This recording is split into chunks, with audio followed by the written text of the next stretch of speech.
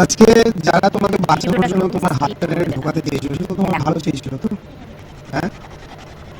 তুমি যে এই যে খারাপ ব্যবহার করলে, এই যে ব্যবহারটা করলে, সেটার জন্য তুমি কিছু বলতে চাও তাকে? সামনে সামনে সামনে আসো।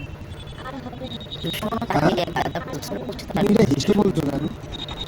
আমার হাসি পাচ্ছে? তা তোমার তো হাসি হাসি মুখ লাগবে।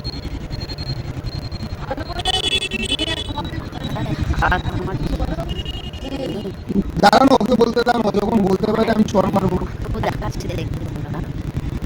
মাকে ধন্যবাদ। কি বলবে তুমি বলো। আর মেয়েকে সে কি শিক্ষা দিচ্ছে আমার মাও সেই ধরনের ভুলেই যাচ্ছে। ঠিকই তো বলেছি, উনি ভুলটা কোথায় বলেছে?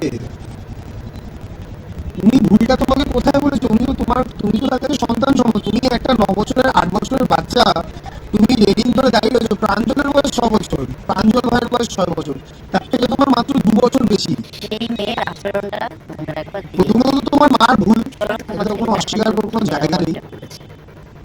তোমার মা তোমার সাথে আজকে তোমাকে সাপোর্ট করেছে বলেই কিন্তু তোমার আজকে এই ব্যবহারটা তুমি করতে পারছো মানুষের সাথে। কিন্তু আজকে প্রাঞ্জল ভাইয়ের বয়স 6 বছর, আজকে প্রাঞ্জল ভাইয়ের বয়স 6 বছর, তোমার তার থেকে মাত্র 2 বছর বয়স। তুমি লম্বা একটু হয়েছো, প্রাঞ্জল ভাই তোমার থেকে একটু ছোট। তুমি তো ভাইয়ের বয়সী, তা তুমি ভাইয়ের বয়সে রেল লাইন ধরে দাঁড়িয়ে থাকবে।